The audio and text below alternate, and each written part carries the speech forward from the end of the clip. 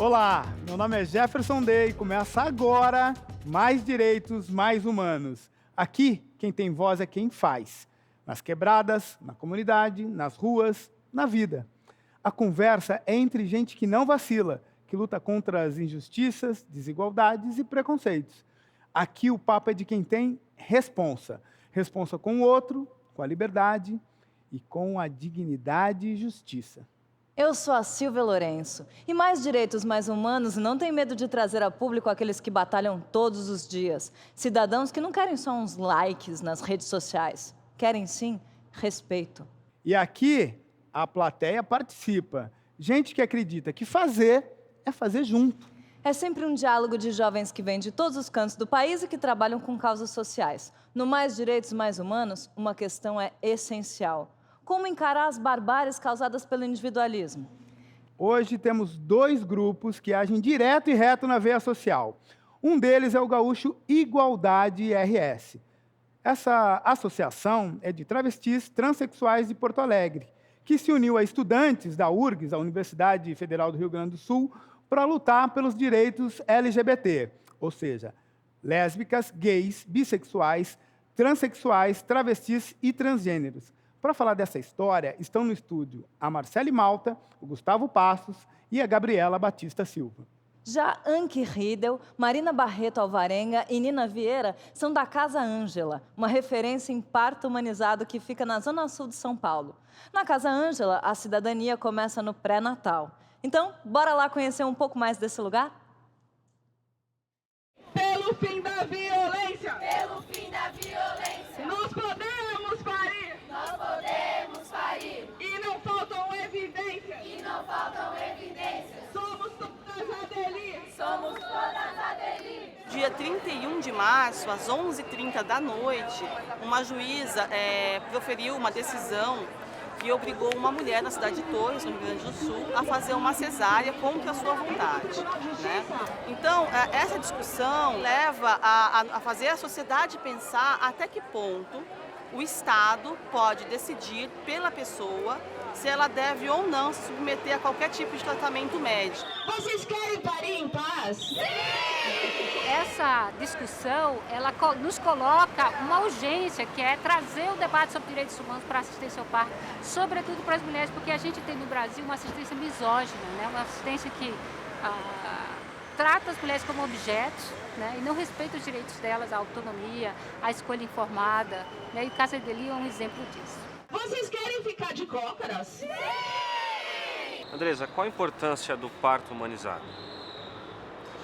Eu acho que, além de humanizar, no sentido mesmo da questão de dar possibilidades para a mulher, eu acho que está além de tudo isso. A gente vem lutando, de certa forma, em etapas, em relação à escolha do parto que eu quero ter, em relação a não seguir os modelos de obstetrícia que a gente tem hoje, de marcar uma cesariana porque você está sendo pressionada a... Acho que o parto humanizado é respeitar as escolhas das mulheres e dar informação para que elas possam escolher.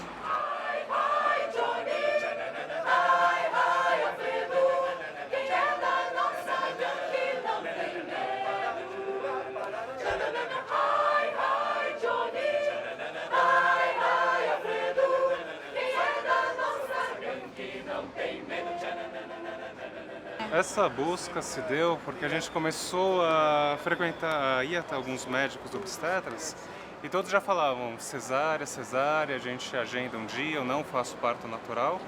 E eles sempre se colocavam como os protagonistas, como eu vou fazer o seu parto, não se preocupe. Todas as evidências científicas, tudo que a gente entende como direitos da mulher, da criança, que são, afinal das contas, são direitos humanos, né?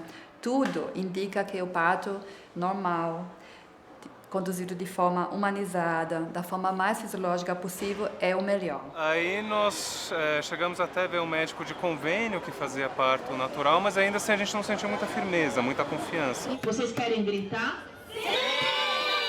Eu acho que existe aí um desrespeito muito grande, né, de tudo que a gente entende de desenvolvimento humano, né, e de direitos humanos. Tipo que tudo isso é sacrificado, né, em nome, na verdade, de conveniências, poderes e e dinheiro. O parto humanizado ele é um direito do cidadão porque ele respeita a autonomia do cidadão, ele respeita a autonomia da mulher, ele respeita a presença do pai junto ao parto ou do companheiro que essa mulher escolher e respeita isso, que ela tenha suas vontades respeitadas, né? Papai, eu não fumo, papai, eu não bebo, meu único defeito é não ter medo de fazer o que gosto. Papai, eu aposto. Na minha idade você pinta no 7. Na minha idade ninguém de uma tal Elisete. Aqui em casa é impossível namorar. É impossível, então qual é a sua? Eu só quero um sarro, meia hora no seu carro com meu bem. Papai, papai, papai, um carro. Que bacana. Ok. Queria perguntar primeiro para Anki.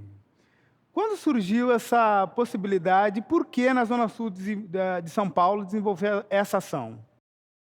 Bom, a Casa Ângela dá continuidade a uma longa tradição, na verdade, comunitária, que iniciou no início dos anos, metade dos anos 80, na Associação Comunitária Monte Azul, que foi quando a parteira Ângela Guerca da Silva, que é uma obstetriz alemã, fundou a primeira casa de parto na cidade de São Paulo. E aonde fica Monte Azul? Explica para quem mora longe de São Paulo. Então, a Monte Azul é uma comunidade, uma favela, que fica no Jardim São Luís, na zona sul de São Paulo. Marina, você pode me explicar, será que todo parto normal é humanizado? Ou para ser humanizado um parto não necessariamente é um parto natural, normal? Eu acho que se considera o parto normal como parto vaginal, né? Que nós temos nas instituições, que não necessariamente é humanizado, por quê? Porque ele entra dentro de uma rede, eu diria que econômica, essa coisa de você liberar leito rapidamente, né? E um parto natural, ele não tem um padrão, ele não tem um horário a se cumprir, ele não tem uma evolução certinha.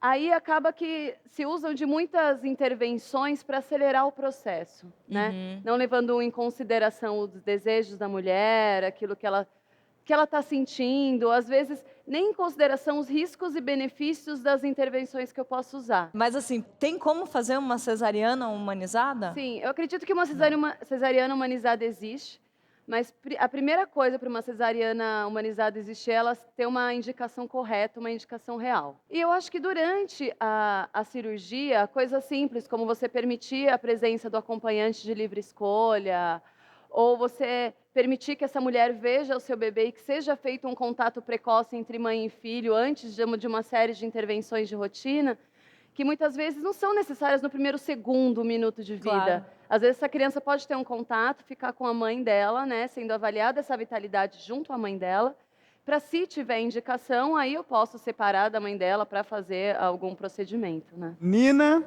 fez um parto humanizado. Como é que é a experiência de ser mãe dentro do parto humanizado, né? Acho que uma palavra que diz muito é respeito.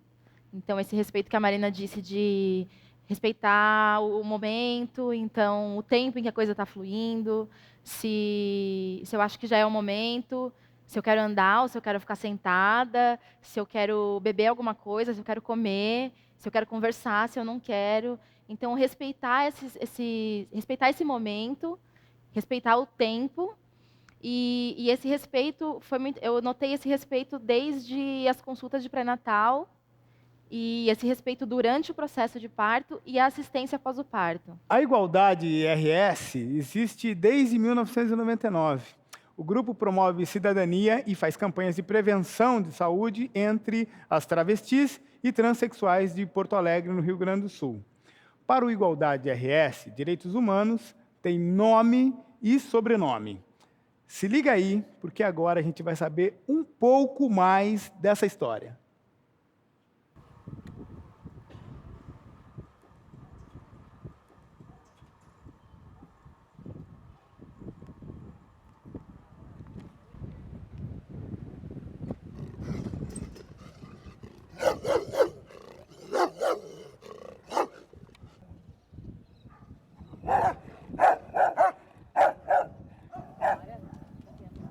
Eu tinha um olhar diferente do presídio.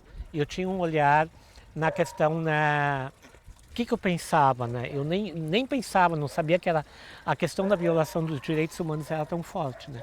Quando eu vi, eu chorei com elas, né? Eu me emocionei com elas. No primeiro dia que eu vim, aí elas pediram, Marcele, vem semana que vem de novo. Eu disse, não tenho como, né? Porque quem tem que dar permissão é a direção do presídio, a SUSEP. Aí eu vi que realmente o presídio era um foco de discriminação, de preconceito, de doenças, enfim, tudo que tu podia imaginar de ruim era aqui dentro. Né? Aí eu digo assim, não, eu vou levar esse projeto adiante.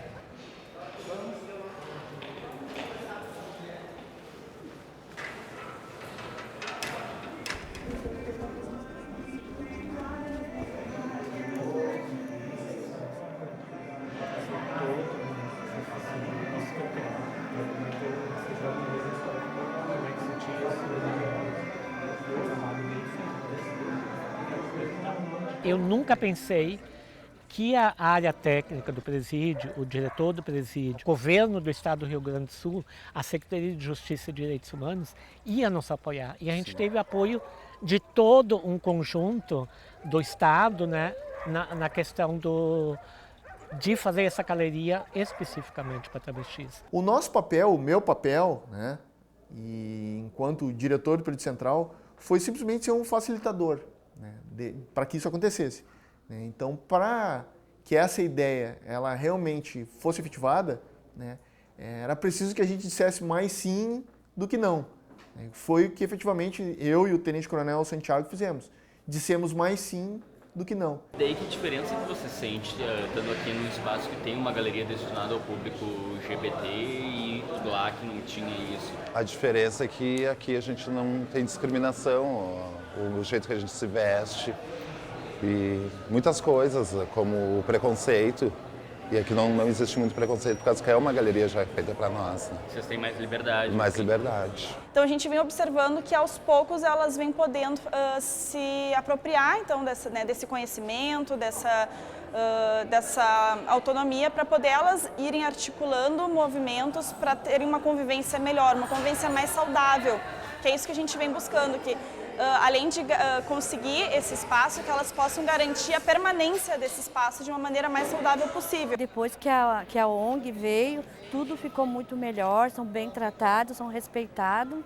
A melhor coisa é que tem uma galeria só para os travestis, entendeu? E em custo da galeria é maravilhosa, sabe? Desde que eu cheguei aqui eu sempre fui bem tratado, eu nunca fui maltratada nem nada, porque eu cheguei numa parte que já tinham ganhado a galeria já, que as travestis já tinham conseguido ganhar a galeria, né? E então, no meu dia de hoje, para mim, é bom, é bom. Claro que a gente não quer estar nesse lugar, né? Mas é um lugar bom, todo mundo se respeitando é a conta, né? Aqui a gente tem o poder de usar uma roupa de mulher, de se maquiar, de poder subir, descer, ir e vir, entendeu? Então aqui é bom. Isso é uma situação incomum na maioria. Aqui é uma situação incomum, com certeza. Marcele, diz uma coisa aqui para mim. O que te levou a abraçar essa causa, lá no começo? Assim, eu já fui presa. Como profissional do sexo, nos anos 80, eu trabalhava em Porto Alegre, nas ruas de Porto Alegre. Eu fui várias vezes preso, né? E uma época eu fiquei 10 dias detida, né? Então, eu vi os dois lados, né, da moeda, né? Eu vi a questão das travestis presas, eu no lado de fora não poder fazer nada. Até pessoas que viram eu trabalhando, porque saiu na mídia, aquela coisa toda. Bom, lá vai a travesti, que defende os viados, né, como se diz, no Rio Grande do Sul, e ainda marginais, né? Eu nunca liguei para isso, né? E eu me sentei com o diretor do presídio e disse assim, olha, eu quero uma aula específica para a população de travestis. Não me inspirei em ninguém, me inspirei em mim mesmo, né, para conseguir. Na tua experiência de vida, Na né? minha experiência de vida. O que aconteceu?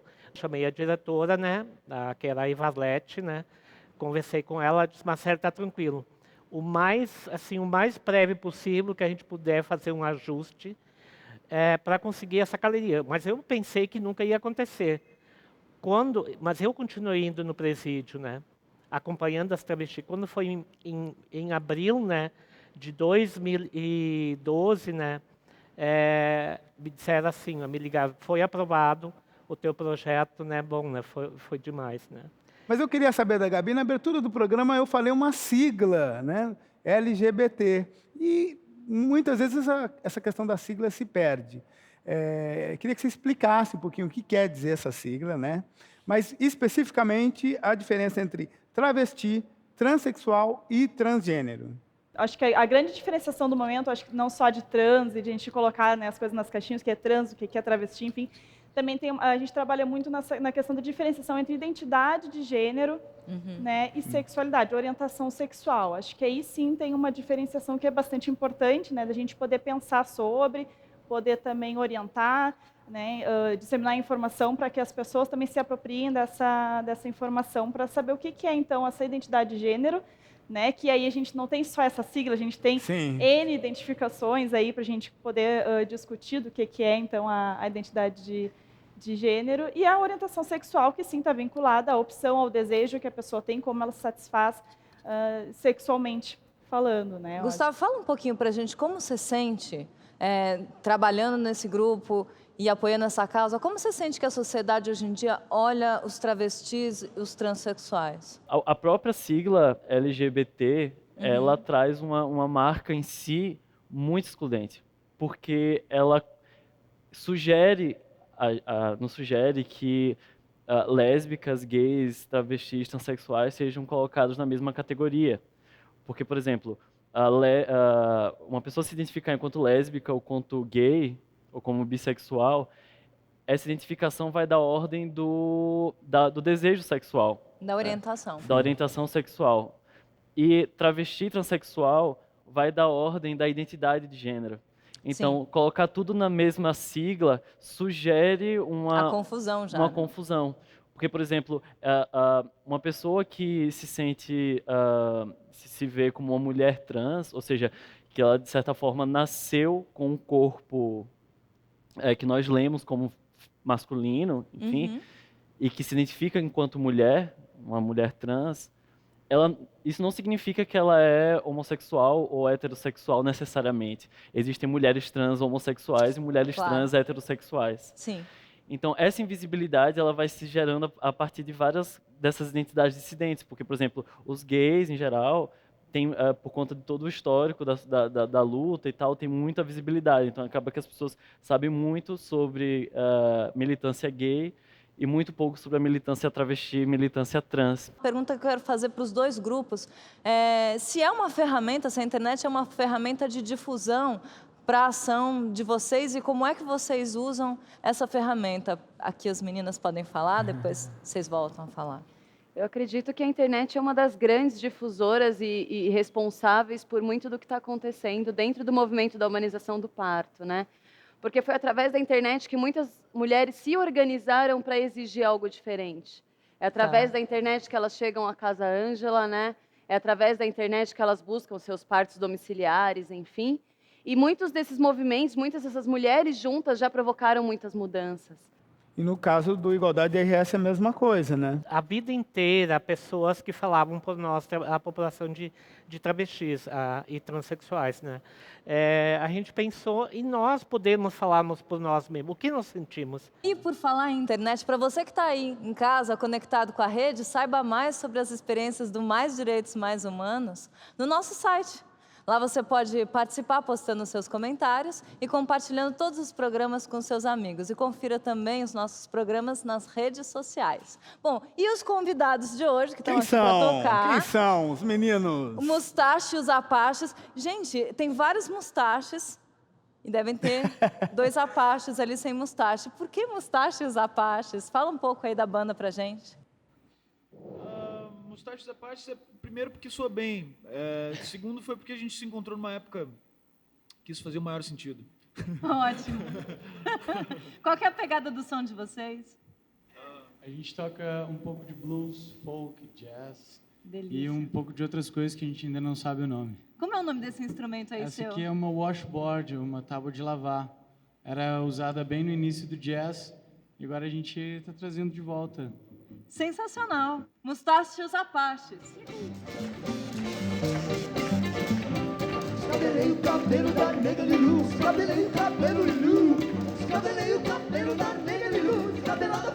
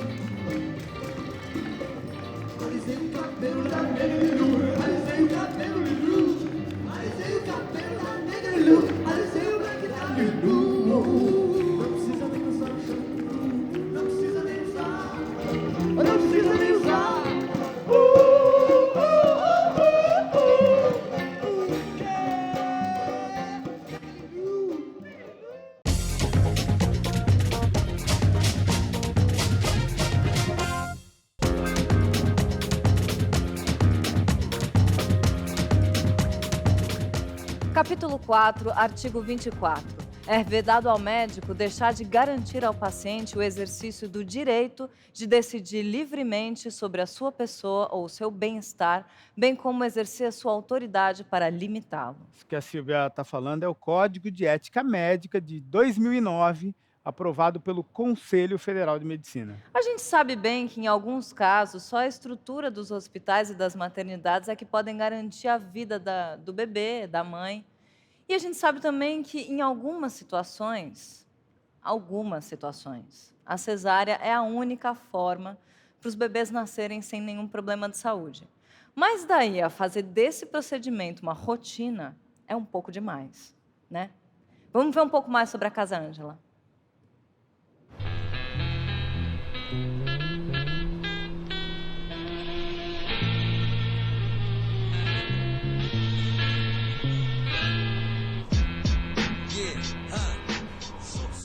A Casa Ângela é um centro de parto humanizado. O Casa de Parto é uma iniciativa da Associação Comunitária Monte Azul. Aqui não é da prefeitura, né? Não fazemos parte do SUS e também não somos particular. Consegue sentir onde ela está? Consigo. Tem um pezinho me chutando.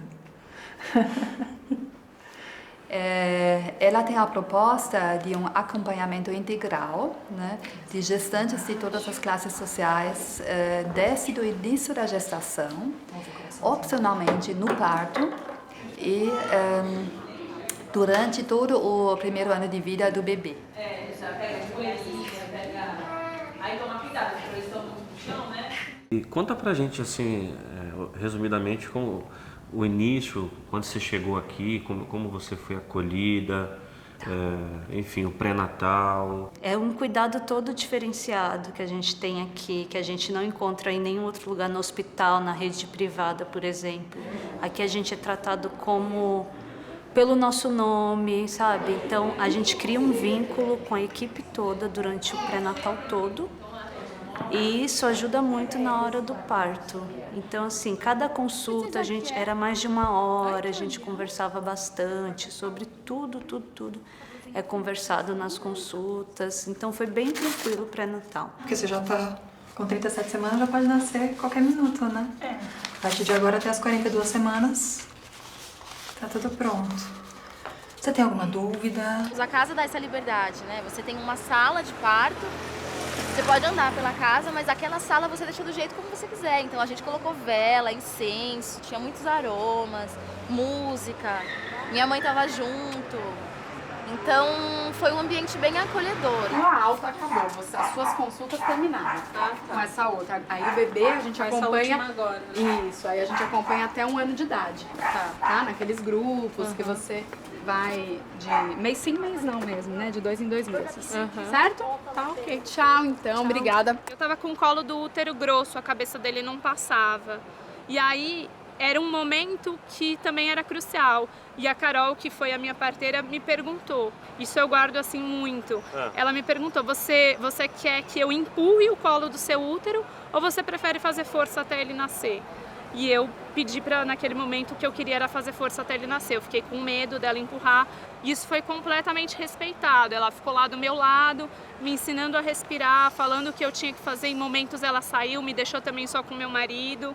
E elas me deram muito carinho, muito apoio. Eu fui muito abraçada e é uma cumplicidade feminina que é um negócio assim incrível. E hoje nós atendemos 70% de mulheres da região de abrangência, quer dizer, são, na maioria, uma população usuária do SUS, né? E 30% também de mulheres e casais de classe média que nos procuram de outros bairros, né? Em busca do modelo humanizado ao parto natural. Força, força, força, mais. Isso, bom time, vai, até o final. Isso, meu bem.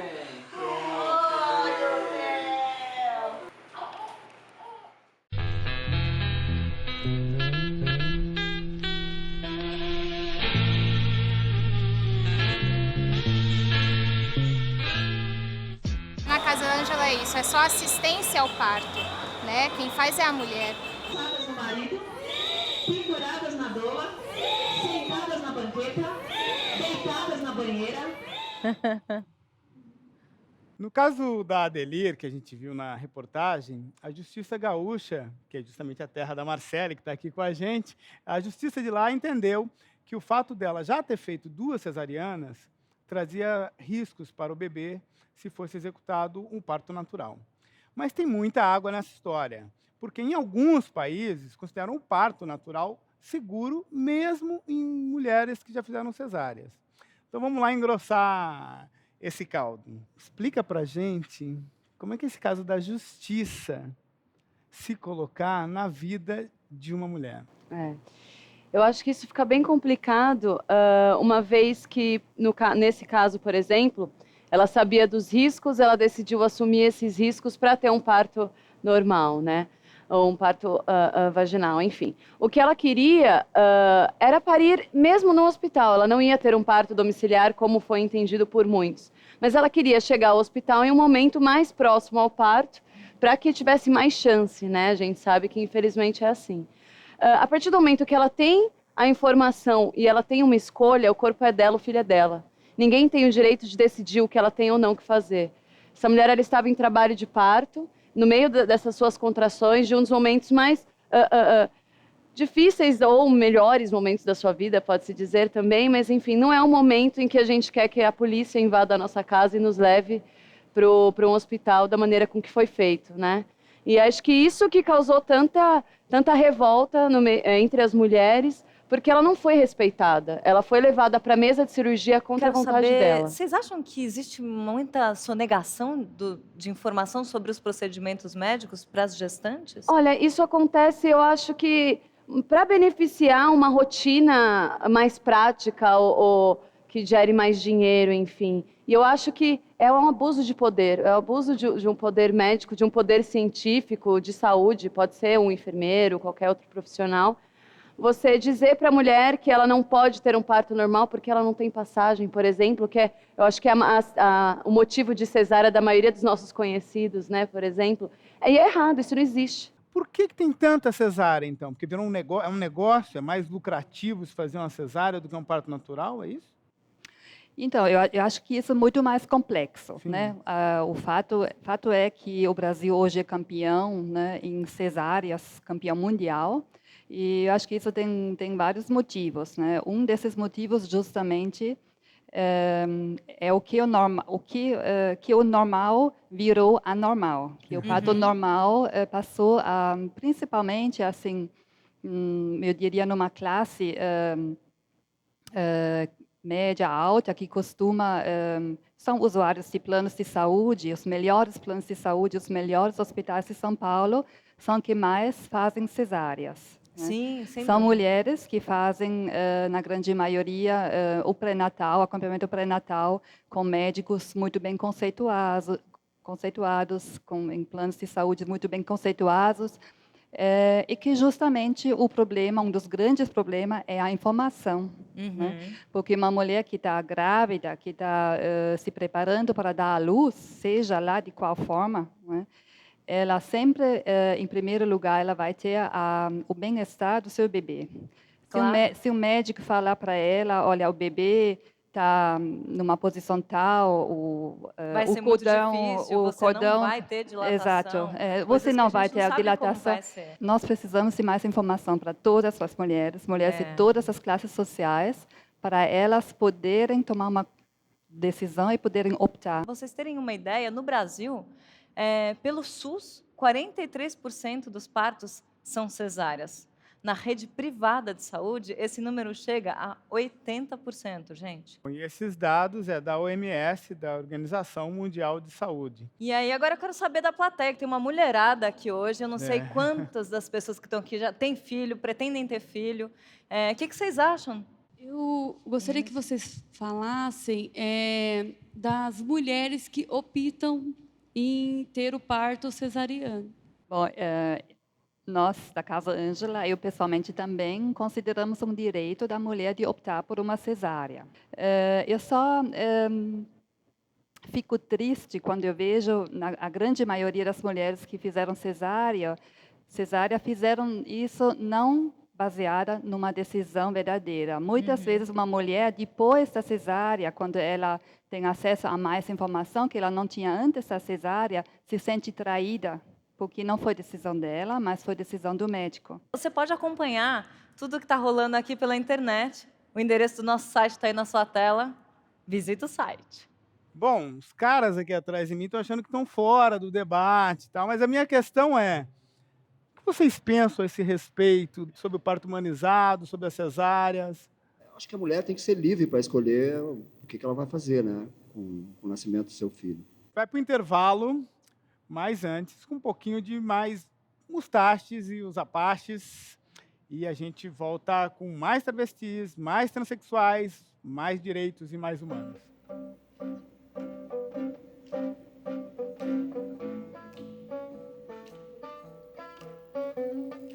Hoje eu passei margarina no pão como petróleo.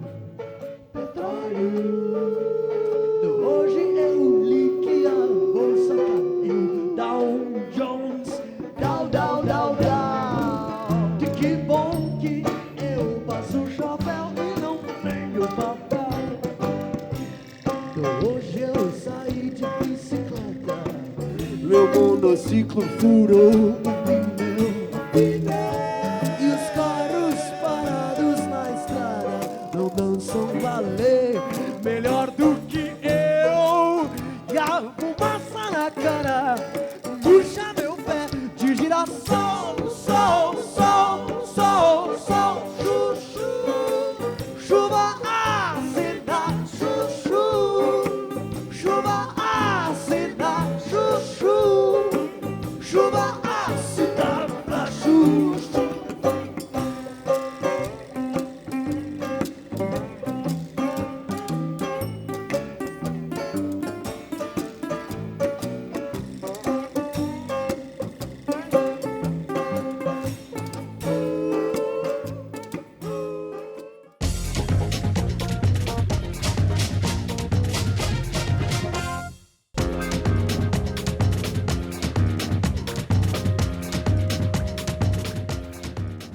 Algumas pessoas dizem que direitos humanos servem só para proteger bandido. Batalhar pela cidadania é coisa de gente que não tem o que fazer? O que é justiça? O que é civilidade? Você já deve ter ouvido a frase: bandido bom é bandido morto. Mas para que serve uma cadeia? Por que excluir? Por que discriminar? Por que colocar as travestis no pódio da escória social, sem dignidade alguma? Por quê? Bora ver mais uma reportagem.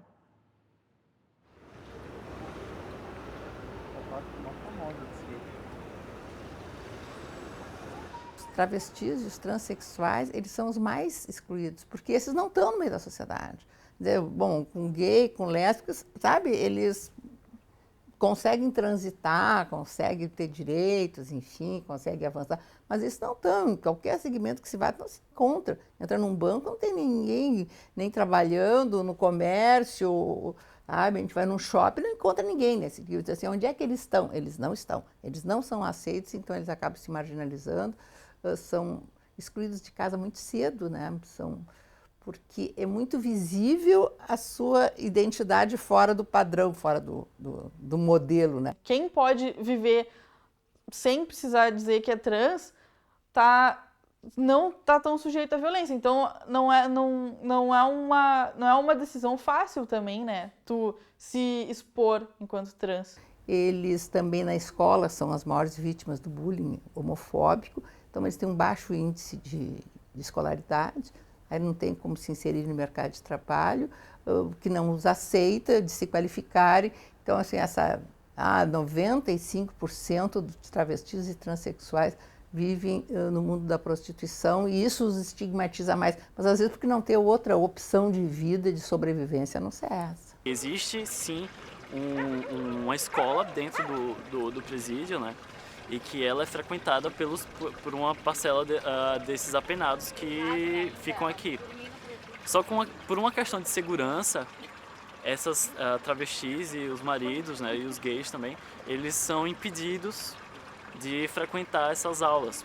Muitas já relataram que tentaram estudar, né, no supletivo aqui do presídio, mas não conseguiram pela questão da violência que elas sofrem durante as aulas. Cada vez mais é preciso que se empodere e dê visibilidade às necessidades específicas dessa população. É preciso políticas públicas afirmativas para essa população, como é o caso de a qualificação profissional especificamente para travestis e transexuais, para que elas possam se qualificar profissionalmente e sair das ruas, sair da prostituição. Enfim, ter outras possibilidades de ascensão econômica e social. A ideia, assim, surgiu daí, né?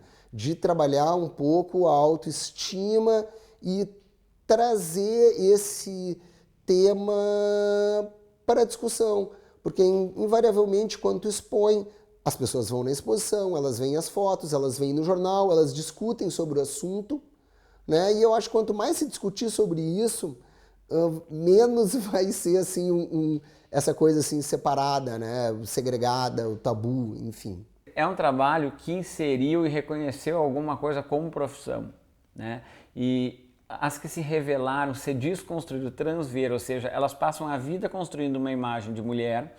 No momento que elas resolvem participar de um trabalho desse, por exemplo, aqui atrás a Luíse, ela passou uma vida para construir essa imagem de mulher. No momento que ela toma coragem de participar disso, ela se desconstrói, porque por trás dela existe um homem, ou existia um homem, né? Mas isso faz com que outras venham a se revelar, né? E se assumir como tal, e com isso ajudar com que outras travestis e outras transexuais tenham um mundo melhor. E cada dia é um dia novo, cada dia é um passo, né? Cada dia uma travesti sofre violência, cada dia ela sofre preconceito, cada dia tem uma demanda nova. É difícil, mas é muito compensador a gente mostrar o trabalho que a gente faz para a população de travestis. A verdade é que a barra é muito pesada, né, gente? É triste, mas é fato. No início de 2014, a ONG International Transgender Europe soltou um relatório afirmando que aqui o Brasil é o país onde mais acontecem assassinatos de travestis e transexuais em todo o mundo. No Brasil, em 2013, a gente teve 133 travestis assassinadas com brutalidade e violência. Muita violência. Não é um tiro, não é uma facada. Por que acontece esse caso? Por que esse número tão grande, né? A gente tem 98% das travestis ainda estão no mercado de trabalho como profissional do sexo, né? Poucas travestis hoje estão no mercado de trabalho. Por quê, né? Em primeiro lugar, a exclusão da família, a exclusão social. E o Estado e o preconceito não aceitam essa população para trabalhar. Aonde que elas vão trabalhar? Tu não vê uma travesti na escola, em primeiro lugar, da questão da discriminação, a questão do nome, né? Explica aqui para todo mundo que está aqui, para quem está em casa também, por que essa questão do nome social é uma questão fundamental para as travestis? É fundamental, mas é paliativo, né? Eu digo assim, foi uma conquista, né? Mas hoje, eu fui a primeira do Brasil a trocar um nome há 4 anos atrás, como Marcele Malta, o juiz entendeu, né, na questão quando o Gustavo falou, me lembrei, e ele colocou assim, né, do sexo masculino para o gênero feminino. Ele não colocou o sexo, ele colocou o gênero feminino. Eu sempre digo assim, né, um juiz que entende isso, né, eu acho que é muito importante, eu não conheço ele, mas gostaria eu pessoalmente ir lá e agradecer a ele, porque ele já deu uma sentença para mais de 50 travestis no Rio Grande do Sul, um nome civil. O nome civil para nós, neste momento, é o mais importante que a nível nacional a gente luta, né? Porque o nome social é importante, mas é paliativo. E o nome civil é a coisa mais importante. Explica pra gente, pro pessoal que está assistindo, talvez muita gente não saiba a diferença entre o que é nome, o nome social e o nome civil. E o nome social, assim, é uma carteira, e eu entendo que a Marcele fala como paliativo, porque, imagina só, se uma pessoa pergunta, me dê seu documento de identidade, existe um documento de identidade que é o comum que nós usamos o tempo inteiro, né? E a carteira de nome social, ela não é só carteira de identidade.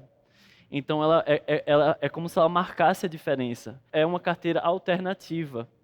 Então, ela tem o seu valor muito marcado e reconhecido, mas o ideal é uma retificação do registro civil. Sim. Porque aquela pessoa, no fim das contas, foi feita de certa forma, uma violência sobre ela e impor sobre ela um nome que ela não se identifica.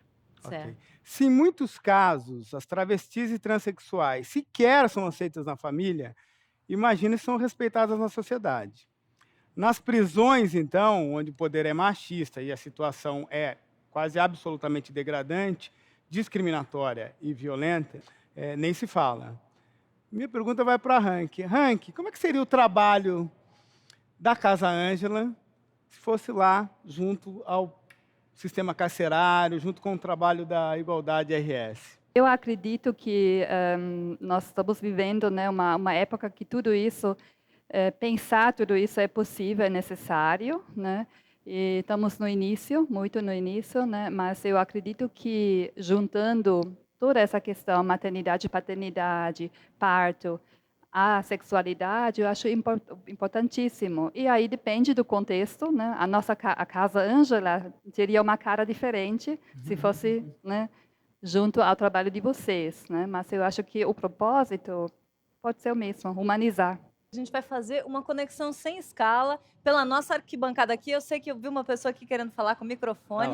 Eu tenho uma curiosidade sobre o projeto Casa Ângela. Vocês têm como um projeto de aumentar a Casa Ângela? Bom, bem que nós gostaríamos. E, inclusive, a Casa Ângela, nós estamos enfrentando muita oposição por lado das organizações médicas, né, que, assim, de uma certa maneira, tem um monopólio, né, sobre a autoridade pública na saúde, né. Então, nós gostaríamos muito de replicar esse modelo, mas, nesse momento, eu diria que nós não o fazemos por questões simplesmente de recursos financeiros. Se tivéssemos mais recursos, nós conseguiríamos replicar a Casa Ângela em cada região de São Paulo. Tem um outro amigo ali ao lado. Hoje, nós vemos que os pais já influenciam os filhos, já desde criança, a ter homofobia. Se nós formos ver, tem gente que já criança, é gay, que nojo. Né? Então, nós temos que ensinar, já desde criança, as crianças a saber a respeitar. Porque acontece muito isso hoje. Sim, as travestis e as transexuais, elas sofrem um processo de violência durante toda a sua vida, o tempo inteiro, simplesmente por ser quem elas são. Todas essas questões de direitos humanos, agora, eu acho que são coisas que nós estamos tendo que estar incomodando. E é esse incômodo que causa o reajuste. Agora sim, toda a nossa reflexão estará em volta da música do Mustaches e os Apaches. Todo trem vai pro mesmo lugar. Todo trem vai pro mesmo lugar. Todo trem vai pro mesmo lugar. Todo trem vai pro mesmo lugar.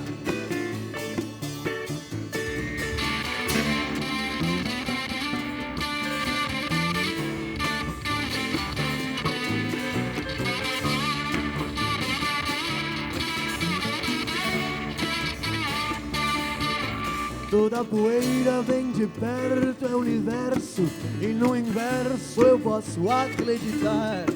De bem distante, o universo é poeira, meu gato magro agora é jaguar. Todo deserto já foi oceano, quem já foi peixe agora sai pra pescar.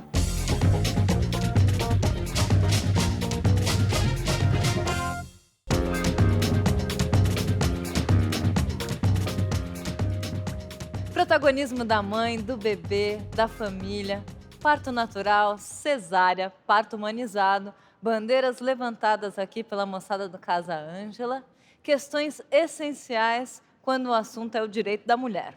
Atitudes mais humanas com mais direitos. Travestis, transexuais, discriminação, desigualdade, desrespeito. É hora da dignidade. E é para isso que o pessoal do Igualdade RS está aí, para lutar por mais cidadania, mais justiça, mais ética, por mais direitos mais humanos. Agora nós vamos para o direto e reto, hein? Opa! Pergunta curta para resposta curta. Gustavo, você vai ser o primeiro.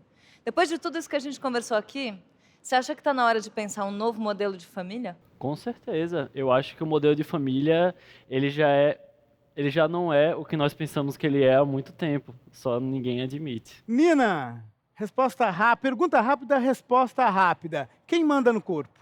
Eu. Uau, que rápido. É meu, não é? Oh, yeah. É meu, eu mando. Uma pergunta para Marcele.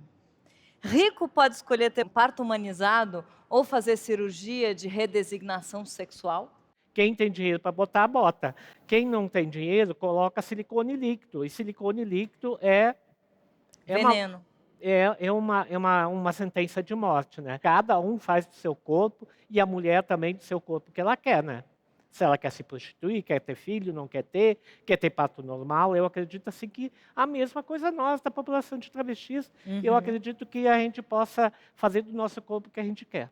Por falar em silicone, Marina, cesárea ou silicone e silicone, deixa cicatrizes? E tem as cicatrizes psicológicas, a cicatriz de uma mulher que foi enganada e descobre depois de uma cesariana que ela não precisava. A gente vê isso todos os dias, como a Anki citou mais cedo, né? E aí, eu quero saber direto e reto para a plateia, quem vai responder? Depois desse papo aqui, alguma coisa mudou em você? Bem, assim, eu sempre tive muita vontade de ter cesárea. Depois desse papo, com certeza, eu vou ter o parto normal. Tudo bem. Mais alguém? Lá, meu amigo Ali. O que muda em mim assim, é o pensamento que a gente pode se informar pela internet ou vendo assim, de uma forma surpreendente, assim, porque a gente vai vendo que existem mais possibilidades do que é divulgado para a gente, do que é ensinado nos médicos, do que é ensinado socialmente. Isso é uma coisa muito positiva. Maravilha, maravilha. Arrasou. Mais direitos, mais humanos, está na internet também. Visite o nosso site. Lá você vai poder participar, postando comentários, compartilhando todos os programas com seus amigos, com as pessoas que você conhece. E também confira o nosso programa nas redes sociais, hein? Bom, hoje está acabando, mas fica o toque do poeta Pablo Neruda. Se nada nos salva da morte, pelo menos que o amor nos salve da vida. Toca a música, mais amor, mais vida, mais direitos, mais humanos. Acabou, gente, valeu. Tchau, tchau.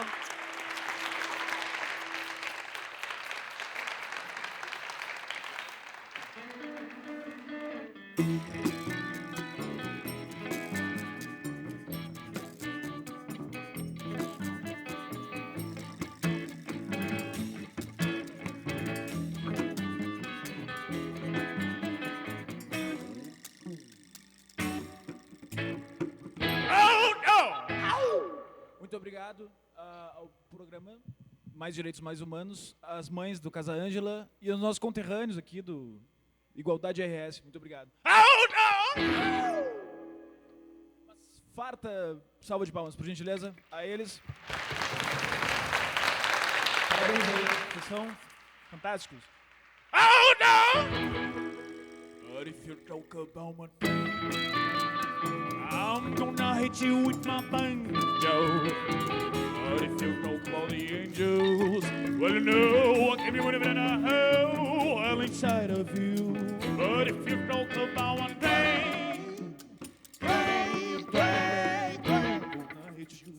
Squeal out of boats, something buddy to know. Squeal out of boats, a boat, let's go building out of boat. Love it, boy. It's gonna be a lot of boats, something buddy to know. But if you talk about my train, I'm gonna hit you with my wow. But if you talk about the angels, well, I know I can be one man I have inside of you. But if you talk about my pain, pain, pain, pain, I'm gonna hit you, hit you, hit you.